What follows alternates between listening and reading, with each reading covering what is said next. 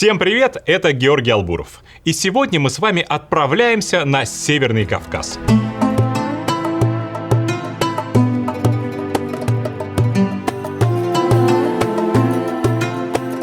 Ну, что мы с вами знаем про Северный Кавказ? Там есть горы, прекрасный климат, красивая природа, вкусная еда. Живут там люди гостеприимные, открытые и щедрые, но при этом абсолютно нищие и бесправные. А правят в регионе местные царьки и их бесчисленные родственники. Вот они-то и купаются в роскоши. Если ты принадлежишь к правильному клану и Кадыров называет тебя дорогой брат, то у тебя будет дворец, Мерседес, медаль и золотой пистолет. А если нет, то, не знаю, езжай в Москву, где вообще-то непонятно, на какие деньги будешь жить, да и квартиру тебе никто не сдаст. Ну или оставайся дома, но на хорошую работу вместо тебя всегда найдут какого-то двоюродного племянника правильного человека. Так что Ахмад Сила, Аллаху Акбар. Но есть на Кавказе республика, в которой даже по местным меркам люди живут особенно плохо. Такой античемпион по всем рейтингам. И если смотреть по цифрам, чуть ли не худшее место для жизни во всей России. И это Карачаево-Черкесия. Доля населения за чертой бедности, то есть доля тех, кто получает меньше 16 тысяч рублей в месяц, составляет 17%. То есть каждый шестой получает меньше прожиточного минимума. Это третье с конца место по стране. Безработица почти 7%. Это пятое место с конца по всей стране. У семьи с двумя детьми с Карачаево-Черкесии после оплаты коммуналки и продуктов остается всего 1800 рублей на всех. 1800, это 20 евро. Закредитованность населения третье место с конца по всей стране. Денег в регионе просто нет. В столице Черкесске работающий на полную ставку учитель может рассчитывать на зарплату в 27 тысяч рублей. Примерно столько же получает продавец в пятерочке или сотрудник почты. Ну ладно, чего нам эти сухие цифры и статистика? Мы же с вами расследуем, так что давайте своими глазами посмотрим и прогуляемся по Черкесску. Открываем Яндекс.Карты, включаем панораму, вообще в случайные места кликаю, не выбираю специально. Почти центр города. Асфальта нет. Все раздолбано, на земле и деревьях какой-то мусор. Идем на центральную улицу. Тут дорога есть, вдоль нее торгуют чем-то старушки. И это, просто посмотрите, съемка 2024 года, если что. В одной пристройке 3 ломбарда и 3 фирмы с микрокредитами. Вот какая-то бабушка собирает доски из помойки на самодельную тележку. Видимо, чтобы дом себе топить. Большая часть города — это частный сектор. Тут дома с какими-то ржавыми заборами, деревенские одноэтажные постройки, свалки на улицах. Я не хочу обидеть жителей Черкесска, потому что то, что происходит вокруг, это не их вина. Меня просто приводит в бешенство то, что столица российского региона, страны сверхдержавы, нефтегазового гиганта, страны, где у президента 20 дворцов, вот она выглядит так. Сломанные игровые снаряды и расшатанные горки не отпугивают местную детвору, но, качаясь на скрипучих качелях, они все же мечтают о преображении любимой зоны отдыха. Я бы хотела, чтобы тут поставили эти мусорки, потому что тут очень часто мусорят, особенно летом. И теперь, собственно, главный вопрос. Как такое могло произойти? Очевидно, что что-то пошло не так, и хочется как бы понять, что именно и кто в этом виноват. Субъект Российской Федерации, который мог бы быть российской Швейцарией, какой-то туристической Меккой. Здесь ведь на минуточку находится знаменитый Эльбрус. Здесь находятся, наверное, лучшие в России горнолыжные курорты – Домбай и Архыз. Почему этот регион выглядит хуже, чем разбомбленные украинские села? Метеорит, что ли, на него упал? Проклятие какое-то многовековое наложено? Люди здесь, может, какие-то неправильные живут. Почему пенсионер в Эстонии получает 67 тысяч рублей, а пенсионер в Карачаево-Черкесии меньше 17? Ответ на этот вопрос нам даст, собственно, пенсионерка из Карачаево-Черкесии. Ее зовут Светлана Джигафаровна, ей 75 лет. Она прожила всю жизнь в Черкесске. Светлане Джигафаровне абсолютно точно не нужно искать в помойке, чем бы растопить свою печь. Ей вообще печь не нужна, потому что жилплощадь ее располагается в Дубае. Пенсионерка из Черкесска купила 214-метровые апартаменты с 3 спальнями вот в этом 50-этажном жилом комплексе Аль-Батин Резиденс. Стоят такие 190 миллионов рублей. Пенсия Светланы Джигафаровны в Дубае и правда прекрасна. Вот как выглядит типичный двор в Черкесске, а вот ее двор в Дубае. Вот как черкесские пенсионеры развлекаются. Серебряные волонтеры Карачаево-Черкесии высадили на новой серебряной аллее в парке культуры и отдыха «Зеленый остров» 50 кустов боярышника. А в это время наша пенсионерка посещает светские мероприятия в Дубае, щеголяя своими модными нарядами. Вот это платье Валентина стоит 210 тысяч рублей, вот эта сумка Луи Виттон 240 тысяч, а вот это платье стоит 67 тысяч. В сумме, как средняя пенсия в Карачаево-Черкесии за 2,5 года. Но как пенсионерке Светлане Джигафаровне удалось накопить на такую жизнь и квартиру в Эмиратах? Ответ очень простой. Светлана Джигафаровна – это мама главы Республики Карачаево-Черкесия Рашида Тимрезова. Буду с удовольствием отвечать на все ваши вопросы. Приступим к общению. Какие в России есть губернаторы-старожилы? Такие, чтобы прямо долго на посту, чтобы несменяемые и вечные путинские пехотинцы. На первом месте Рамзан Кадыров. Он возглавляет Чечню почти 20 лет. Я дальше буду служить как пехотинец вам и не подведу вам. Знаю, Рамзан. На втором месте Рустам Минниханов, глава Татарстана. Он 16 лет на посту. Столько же мэр Москвы Сергей Собянин. Всю эту троицу все знают. Путин! А почетное 4-е место как раз у нашего сегодняшнего героя Рашида Тимрезова. Он больше 15 лет возглавляет республику. Я все сделаю во благо ее становления в целом нашей большой, красивой, самой сильной нашей Родины. Его назначили в 2011 году. Тимрезову тогда было всего 35 лет. Какой-то выдающейся карьеры за плечами у него не было, но зато были правильные связи. Я все время после окончания вуза работал в республике. Скажу откровенно, знаю многих людей в республике. На всем Северном Кавказе правят кланы. В каждой республике есть 2-3 семьи, которые все переженились, породнились и перераспределили между собой все более-менее значимые посты и ресурсы. В Карачаево-Черкесии точно так же. И вот как раз Тимрезов в эту клановую систему отлично вписался. Он из очень известной в регионе семьи. Его дед был большим советским чиновником, дружил с Терешковой и общался с Горбачевым. Отец Тимрезова – главврач больницы, а мать была деканом в вузе. А сам Рашид Тимрезов хоть и работал на некрупных госдолжностях, но самое главное – он дружил с кем надо. В СМИ Рашида Тимрезова называли правой рукой легендарного в регионе человека Али Каитова. Мы делали про него большое расследование и рассказывали просто вопиющую, не укладывающуюся в голове историю. Вот очень краткий пересказ. Али Каитов приходится зятем бывшему главе Карачаево-Черкесии Мустафе Бадыеву. Он был женат на его дочери. И из-за этого он, естественно, сказочно разбогател, подмял под себя все на свете. Каитова захватили просто полрегиона.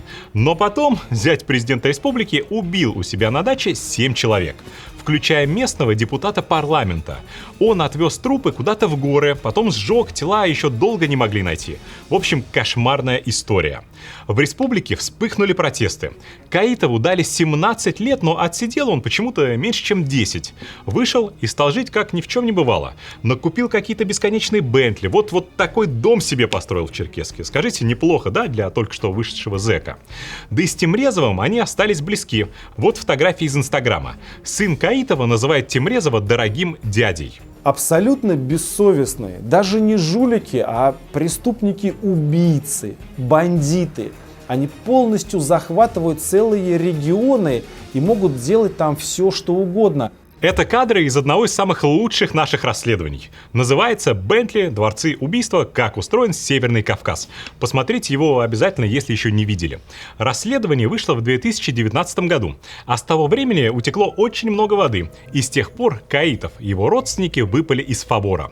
Против Али Каитова и его отца возбуждены новые уголовные дела. Идут суды, конфискации и так далее.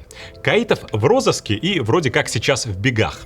Ну что, давайте поможем следствию. Мы, кажется, знаем, где можно найти семейство Каитовых. На той же самой лестничной клетке в дубайской высотке, где живет мать Тимрезова.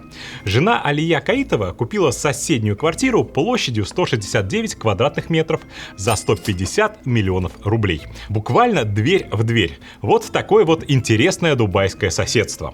Убийца и лидер ОПГ может ходить в гости к действующему губернатору, не снимая домашних тапочек. Каждой семье, еще раз, каждой семье мира, добра и благополучия. А еще Тимрезов шокирующе бедный.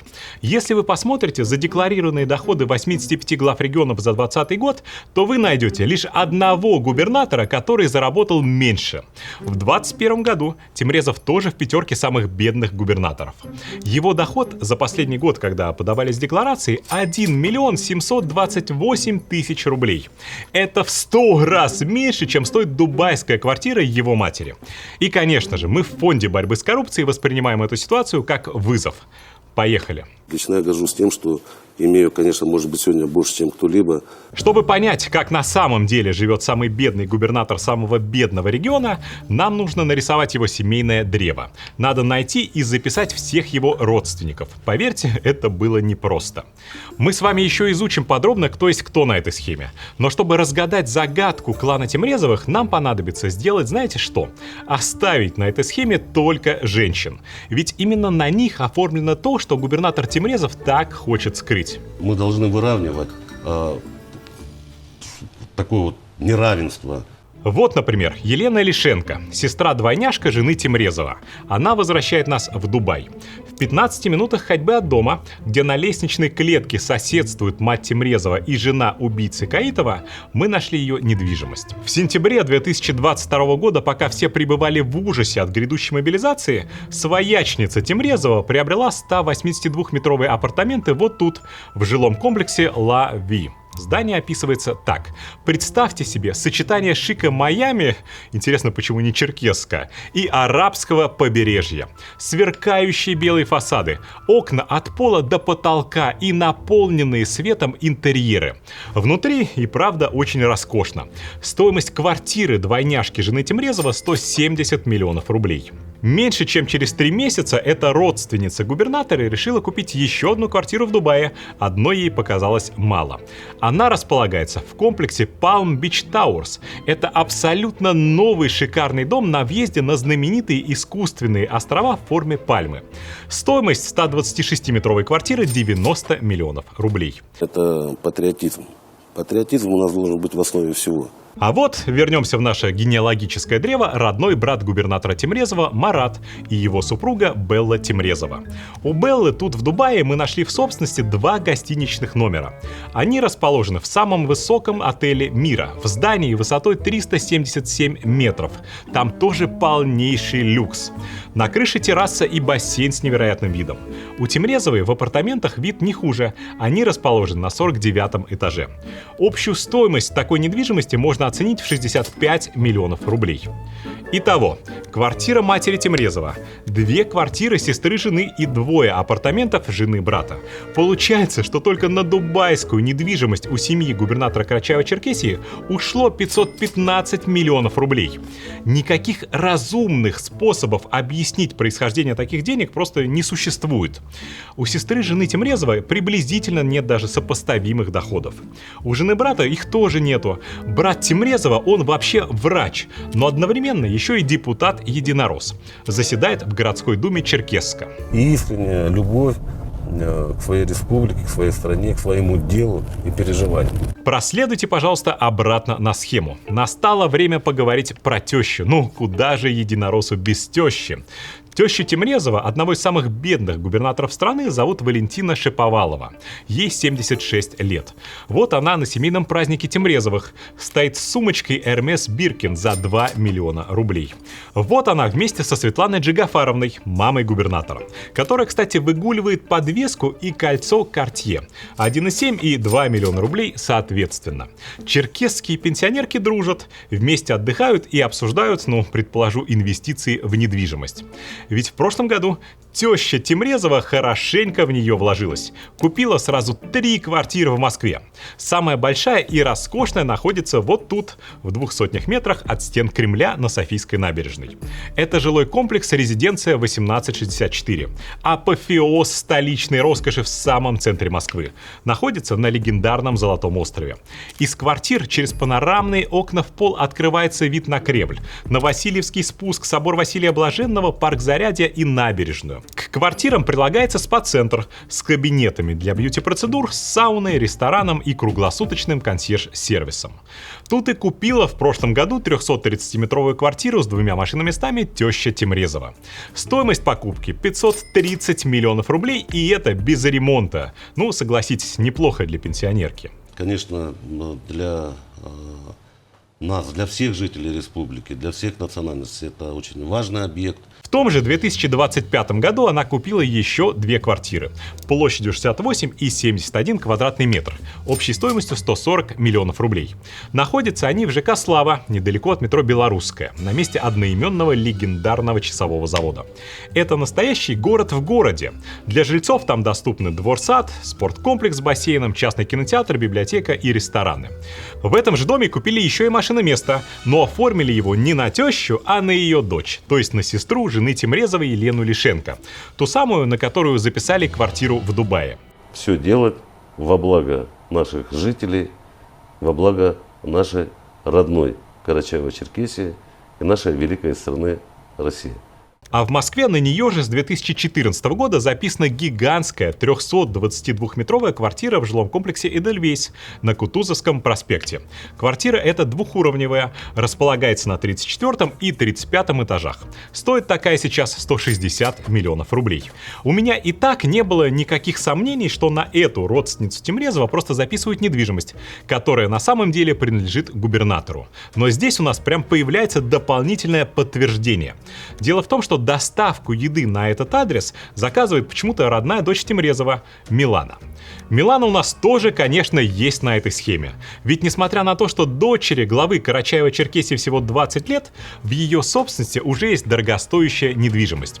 В столице Татарстана, в Казани, есть очень дорогой и очень люксовый новый дом. Это Лучано Вита Клаб. Образ жизни принципиально нового уровня написано на сайте. Первый этаж – магазин ЦУМ, спа-центр, рестораны и консьержи. Все как положено.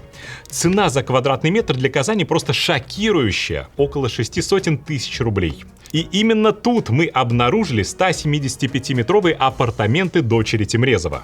Их стоимость примерно 130 миллионов рублей. Любопытно тут вот что. Этот ЖК, как и все под брендом Лучано, принадлежит семье главы Татарстана Рустама Минниханова. То есть один губернатор просто предоставил кров другому. Уверен, что на очень приятных условиях. Наши дети должны ходить там, где чисто, там, где светло. Перенесемся из далекой Казани в Ессентуки. Это всего чуть больше часа езды от Черкесска. Там, в самом центре курортной зоны, сестре жены Темрезова принадлежит 5 из 9 квартир вот в этом красивом доме, который на самом деле больше похож на какой-то замок. Их общая площадь 470 квадратных метров, а стоимость 160 миллионов рублей. Дача мира, вот так этот дом назывался раньше. Построил его в 1914 году в традициях южно-русского модерна банкир из Ессентуков Толмачев.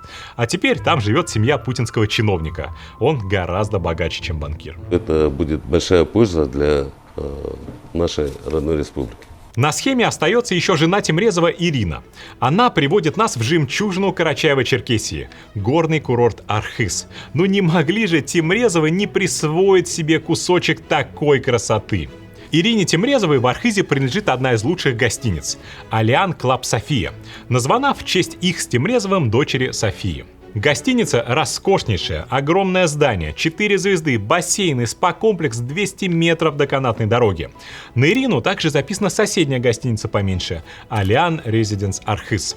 Там же, в Архызе, можно встретить и жену Марата Темрезова Беллу Темрезову, знакомую нам еще по Дубаю. Ей в Архизе принадлежит комплекс Dreamland Villas, состоящий из 6 небольших вилл, 2 шале и 450-метровой резиденции прямо у реки. Внутри 9 спален, баня и купель. Все это она сдает в аренду. И теща третьего брата Темрезова, Теймураза, тоже тут.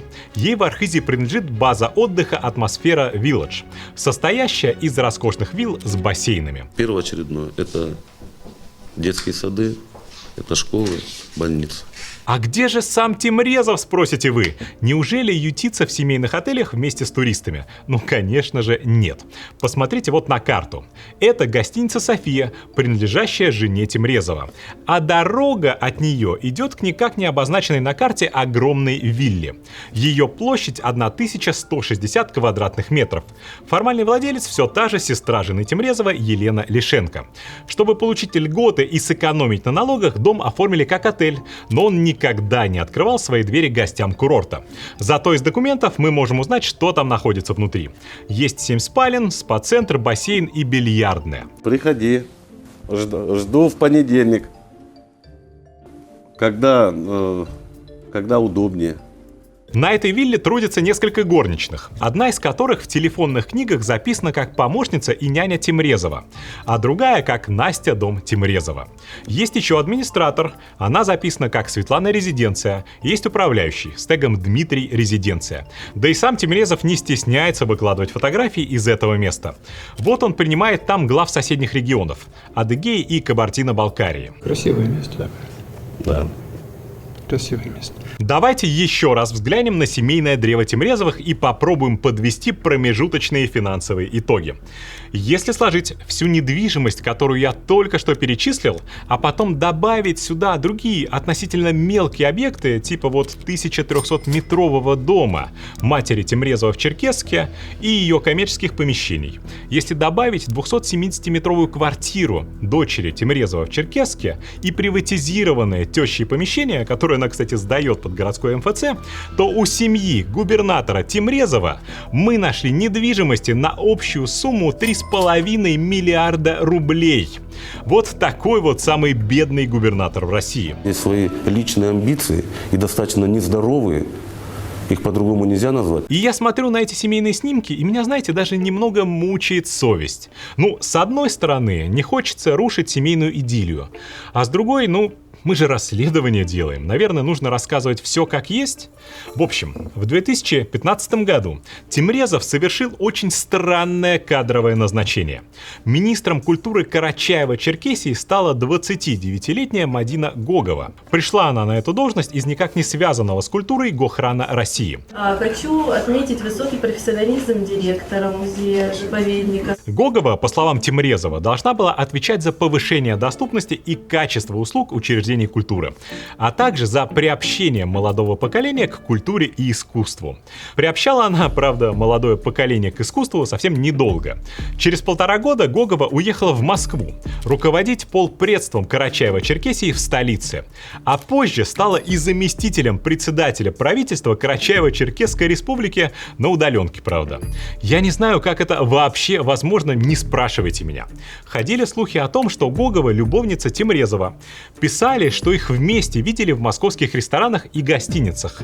Мы их, конечно, лично в гостиницах не видели, но можем сказать, что подозрения эти не безосновательны.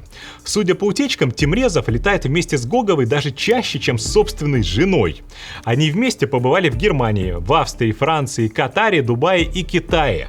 Причем в Дубае и Китае они были уже после того, как Гогова покинула все государственные должности.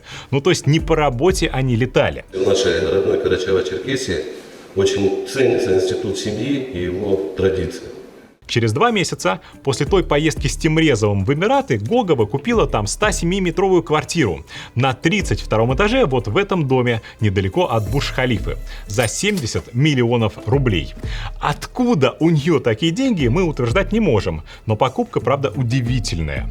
Гогова много лет до этого декларировала зарплату в 1-2 миллиона рублей в год и не имела ни одной квартиры в собственности. Не хочу быть банальным, когда, конечно, у меня самое большое желание – это в первую очередь, чтобы улучшить качество жизни людей. Откуда деньги на все это? Сложно сказать. Деньги отовсюду. Вот буквально отовсюду. Так устроен Северный Кавказ. Такие кланы, как Тимрезовский, они присасываются к любому источнику денег. В основном, конечно, бюджетных. Они назначают везде своих людей и средства. Вместо того, чтобы попадать к вам в карман, они идут в бездонные карманы членов этого клана. Схема до безобразия простая. Когда у тебя брат губернатор, отец депутат, тетя судья, тесть прокурор, зять ФСБшник, а двоюродные братья контролируют все какие-то маломальские крупные предприятия, и при этом передавая должности по наследству, все, ты контролируешь полностью всю республику, она под твоим колпаком. За семейными застольями собираются люди, которые контролируют все ветви власти и все финансовые потоки. Как у вас получается? Собственные доходы наращиваем. Давайте я прям конкретно и с именами расскажу. Возвращаемся к нашей схеме. У Салтан Хамита Тимрезова 1916 года рождения было 3 сына. Первый, Борис Пи Тимрезов, это отец главы республики. Он чиновник и возглавляет большую больницу, Республиканский лечебно-реабилитационный центр. А еще он 15 лет был депутатом городской думы Черкесска от Единой России. Второй, дядя губернатора, Дугер Тимрезов, он чиновник агентства водных ресурсов. Он руководит Кубань-Водресурсами в Черкесске, занимается обслуживанием дамб и водохранилищ. Его зять Мурат тоже чиновник в том же ведомстве. Он решает, кому и на каких условиях можно пользоваться реками и водохранилищами всей Карачаево-Черкесии. Третий дядя Тимрезова, Хасан, он депутат-единорос в Карачаевске, который сначала возглавил, а потом и приватизировал государственное дорожно-эксплуатационное предприятие номер 162. Сейчас он господрядчик, получает сотни миллионов за ремонт и строительство дорог в республике. А дорожно-эксплуатационное предприятие номер 163 возглавил другой единорос и депутат парламента Карачаево-Черкесской республики Артур Каркмазов. Он Тимрезову приходится племянником. У Артура есть еще и сестра, тоже племянница Тимрезова. Ее муж Абрек Тибуев, он господрядчик. Выиграл тендеров на ремонт дорог в республике на 9 с лишним миллиардов рублей. Лишь бы очернить власть и за счет этого набрать какие-то для себя очки, это банальный популизм. Дядя Тимрезова по матери, Кемал Каркмазов, тоже чиновник. Он возглавляет муниципальное спецавтохозяйство, то есть отвечает за уборку города. Его дочь Фатима Эдиева, господрядчик, получила 730 миллионов рублей за уборку Черкесска. А жена возглавляет 2 городские управляющие компании с общей выручкой 350 миллионов рублей. Другой дядя Рашида Тимрезова, Ганнибал Каркмазов, чиновник, много лет возглавляет городской парк культуры и отдыха «Зеленый остров». А стадион внутри этого парка до недавнего времени возглавлял другой дядя губернатора, Алибек Каркмазов. Сын Алибека, Тимурлан, большой человек в региональном «Газпроме». Он отвечает за реализацию газа. Младший брат губернатора, Тимурас Тимрезов, до февраля руководил Ставропольским краевым судом, а сейчас он ждет нового назначения. Старший брат, Марат Тимрезов, он депутат городской думы Черкесска от Единой России.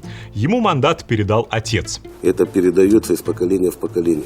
Это на его жену Беллу записана гостиница в Архизе и квартира в Дубае. Сестра жены брата Тимрезова, Земфира Абазалиева, она тоже чиновница, начальник управления социальных и пенсионных выплат соцфонда Карачаево-Черкесии.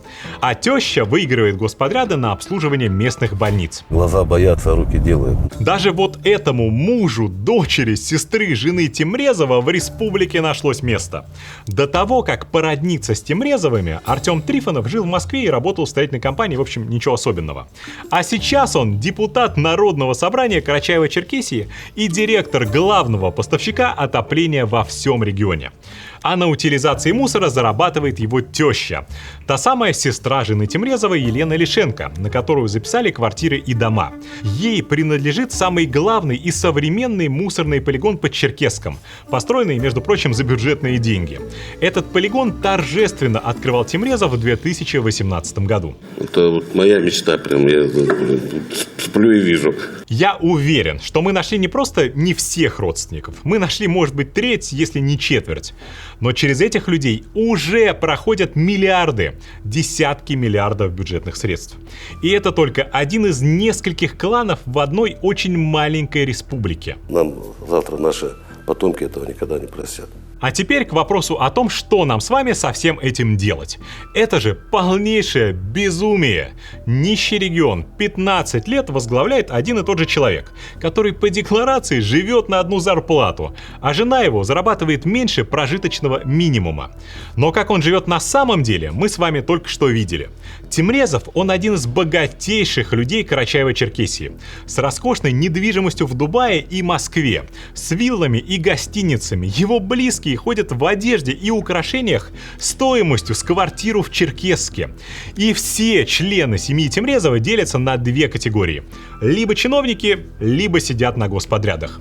Карачаево-Черкесия — это небольшой регион. Такое богатство там невозможно скрывать. Люди знают, что ими руководит жулик и вор со своей вездесущей семейкой. Но, возможно, они не догадывались о масштабе. Поэтому, пожалуйста, прямо сейчас пошлите ссылку на это расследование всем, кого вы знаете в этом и соседних регионах. Не существует ни единой причины, почему они, жители Карачаево-Черкесии, должны жить хуже и беднее, чем в любом другом регионе России, чем в Ивановской или в Тюменской области. Не существует такого, что вот этим россиянам положено одно, а вот этим положено меньше. Правда заключается в том, что Карачаево-Черкесия и весь Северный Кавказ, они захвачены преступными воровскими кланами, состоящими вот из таких губернаторов, прокуроров, судей и прочих. Это беда. Почему им это позволяют? Показываю.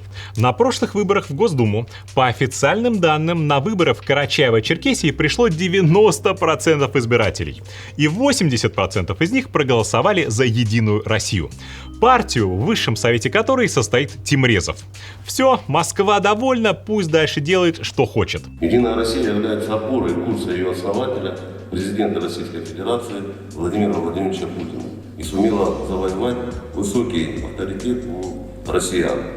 На президентских выборах 2018 года Путину там нарисовали 87%. На выборах 2024 года еще больше, 90% голосов. Ну просто замечательно. За это Тимрезову готовы простить все. Аллах Акбар! Аллах Акбар! Аллах Акбар! А там мелко. Воистину Акбар. Да. В этом году, через несколько месяцев, выборы пройдут опять. И в Москве снова потребуют, чтобы Единой России показали какой-то заоблачный процент. 80, 85, 90%. Но их реальный уровень поддержки сейчас — это 16%, в разы меньше. И работа Тимрезова заключается ровно в том, чтобы разницу эту дорисовать. Если он с ней не справится, то не будет больше никаких дворцов и пентхаусов, не будет никакого Дубая. А он, как и некоторые его предшественники, потеряет все, что имеет. Поэтому не переживайте, я сам этот вопрос проконтролирую и приеду, это все сам проверю. Наша с вами важнейшая задача — это сделать так, чтобы вся страна знала, что все эти депутаты Госдумы, бесконечные единороссы в дорогих костюмах — это просто самозванцы. Никто их не выбирал. Все их законы, направленные против народа, они преследуют только одну цель — ухудшить жизнь простых людей и набить свои карманы украденными миллиардами. Как только большинство россиян поймет, что нас, несогласных с этим, реально много, то власть жуликов и воров рухнет. Важно только не бездействовать. Нужно всех своих друзей и знакомых убедить перестать игнорировать этот беспредел. Прямым текстом настраивать всех вокруг против Единой России. У них было 25 лет, чтобы навести в стране порядок. Но вместо этого 25 лет они только врали и воровали, грабили нас с вами. Этому нужно положить конец. Подписывайтесь на этот канал, здесь говорят правду. Для меня критика, она должна быть конструктивной. Вот она должна быть понятной. Там, вот за что критикуют сегодня, там, вот за что можно меня критиковать сегодня как руководителя субъекта. Вот. Потому что я еще раз говорю, у нас проблем очень много не решено. Но если меня будут критиковать за то, что мы ничего не делаем в том или ином направлении, здесь я не соглашусь.